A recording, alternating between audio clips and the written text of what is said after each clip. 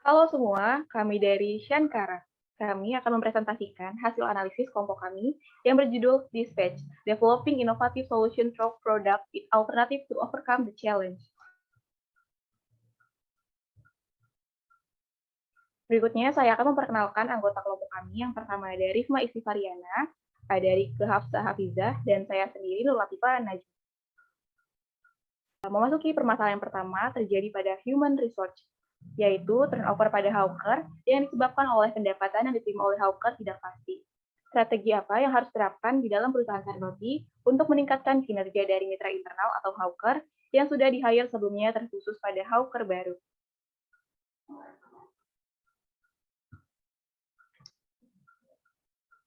Solusinya ada 4, yakni meningkatkan sistem rekrutmen hawker, memberikan gaji tetap, memberikan employee benefit, dan yang terakhir adalah kontrak kerja dan jenjang karir.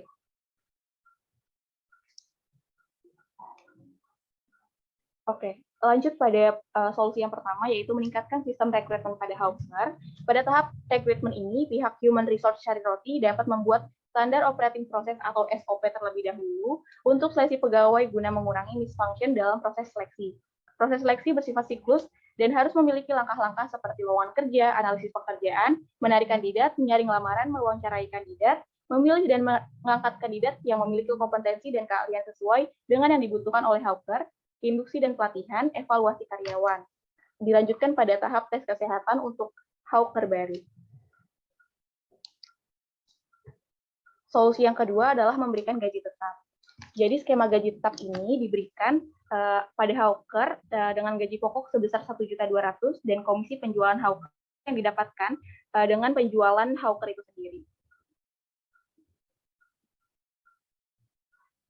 Yang ketiga ada memberikan employee benefit. Employee benefit yang diberikan kepada hawker sari roti ini dapat berupa jaminan kesehatan dan keselamatan kerja, memfasilitasi mobilitas hawker, memberikan perlindungan hukum bagi hawker, menyediakan tempat tinggal atau mes sebagai opsi bagi hawker, memberikan uang makan di luar gaji yang diterima hawker, memberikan intensif atau bonus atas kinerja yang sudah diberikan, dan memberikan pelatihan pada hawker sebelum memulai pekerjaan. Dan solusi keempat adalah kontrak kerja dan jenjang karir. Kontrak kerja dapat diberikan pada hawker, kontrak kerja dan jenjang karir. Kontrak kerja dapat memuat dasar peraturan kerja bagi hawker dan disepakati di awal rekrutmen. Selanjutnya ada penilaian hawker melalui KPI. Penilaian KPI ini digunakan untuk menilai kinerja hawker yang digunakan untuk nanti menawarkan jenjang karir yang sesuai dengan penilaian hawker.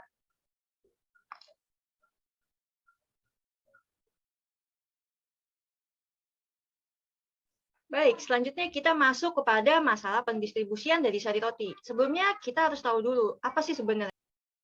Oleh karena itu, tujuan dari sari roti ini sebenarnya adalah agar mendapatkan distribusi produk yang efektif dan efisien agar tidak terjadi kecacatan atau kerusakan produk.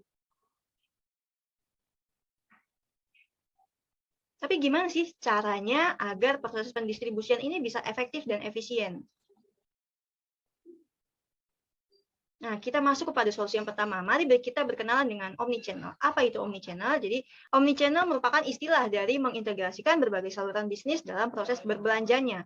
Nah, di dalam lingkungan omnichannel ini, pelanggan bisa dengan bebas bergerak melakukan sebuah perjalanan konsumen melalui beberapa saluran yang bisa kita lihat di layar, yaitu ada online, mobile, dan konvensional store. Dari segi armada, industri makanan dan minuman juga telah menjangkau dunia omnichannel nih melalui beberapa platform pengiriman makanan online seperti pihak ketiga, GoFood, dan GoSend. Nah, ini juga bisa diimplementasikan gitu oleh sari roti dengan tujuan komunikasi, menyampaikan, dan juga meningkatkan nilai pada pengalaman pelanggan secara berkeseluruhan.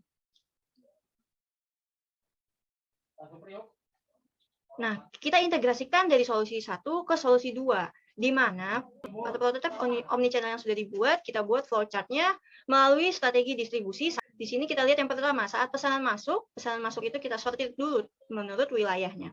Setelah kita sortir menurut wilayah, kita kategorikan pesanan tersebut apakah berasal dari sesama retail gitu, atau business to business, atau juga langsung kepada konsumen atau business to consumer.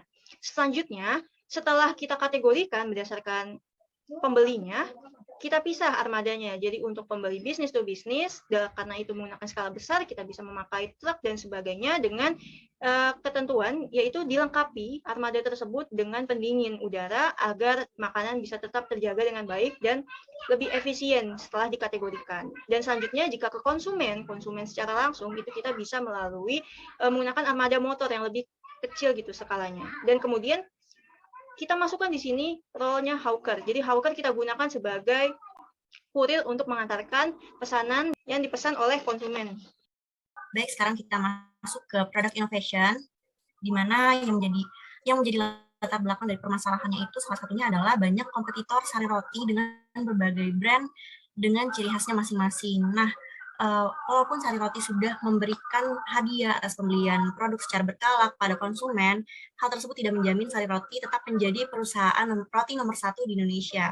Lalu yang menjadi fokus kita di sini adalah bagaimana perusahaan sari roti tetap menjadi bisnis roti yang nomor 1 yang berkelanjutan di tengah lanskap persaingan perusahaan roti lainnya.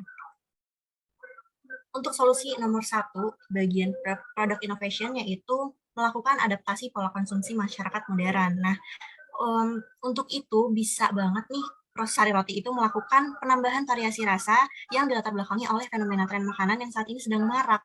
Salah satunya adalah varian rasa matcha. Nah, matcha ini sangat baik dikonsumsi oleh tubuh dan diperkaya dengan manfaat yang banyak sekali, salah satunya mengurangi risiko penyakit kardiovaskular. Nah, varian matcha ini dapat diinovasikan kepada produk sari roti, khususnya roti sandwich, roti isi, dan roti sobek. Selanjutnya, kita akan menginovasikan dengan menambah varian rendah karbohidrat atau low carb. Nah, yang menjadi latar belakang dari varian ini adalah ketertarikan masyarakat terhadap makanan sehat, bergizi, dan berkelanjutan. Lalu, sari roti untuk varian ini dapat ditambahkan pada varian roti tawar dan juga kue sifon. Yang ketiga, ada varian strawberry cream cheese. Jadi buah strawberry ini mengandung antioksidan yang sangat tinggi dan kaya vitamin C, rendah kalori, dan mengandung serat, serta banyak manfaat yang lainnya. Nah, dari situ perpaduan buah strawberry dengan cream cheese atau cream keju juga akan menjadi sensasi yang berbeda jika dibalut dengan roti. Maka dari itu, varian ini cocok untuk diinovasikan terutama pada produk sari roti, yaitu roti krim, roti sandwich, dan juga roti sobek. Untuk solusi yang kedua, melakukan product collaboration. Nah, product collaboration ini untuk menciptakan seasonal package, yaitu kenapa sih inovasi ini cocok dilakukan? Karena sari roti yang sudah bertahun-tahun mendapat kepercayaan konsumen, sangat mungkin untuk berinovasi dengan menggandeng brand lain untuk berkolaborasi dan menciptakan seasonal package. Yang pertama yaitu sari roti X kopi susu ABC. Nah, kolaborasi ini akan menjawab kebutuhan konsumen karena dilatar belakangi oleh segmentasi psikografis yang fokusnya itu kepada gaya hidup masyarakat yang gemar menikmati roti dengan kopi. Nah, seasonal package yang ini sangat cocok nih diluncurkan pada 1 Oktober untuk memperingati Hari Kopi Sedunia, dilengkapi dengan produk sari roti yang sandwich dengan kopi susu ABC kemasan botol.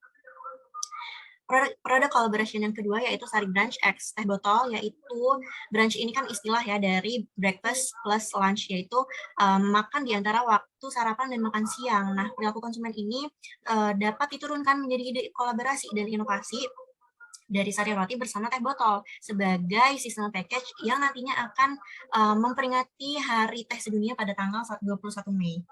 Oke, yang ketiga ada sari bites X Oreo. Nah, Sari Bites ini merupakan roti yang dikemas dalam bentuk snack yang kecil, kira-kira diameternya sekitar 4 cm, yang menjadi snack atau camilan sekali lahap dengan bekerja sama dengan brand ternama yaitu Oreo. Nah, inovasi ini mengadaptasi varian Oreo Bites yang bisa menjadi snack tapi tetap mengenyangkan. Maka dari itu, kesimpulan atau conclusion dari paparan kami yaitu yang pertama, dari bidang human resource, sari roti dapat meningkatkan sistem rekrutmen hawker, memberikan gaji tetap, dan juga memberikan employee benefit dan menyediakan kontrak kerja. Lalu untuk bagian atau bidang distribution, sari roti dapat mengimplementasikan strategi omnichannel yang sudah dipaparkan tadi dengan mengintegrasikan proses bisnis di beberapa saluran serta mengevaluasi sistem armadanya melalui beberapa platform pengiriman makanan online sebagai pihak ketiga.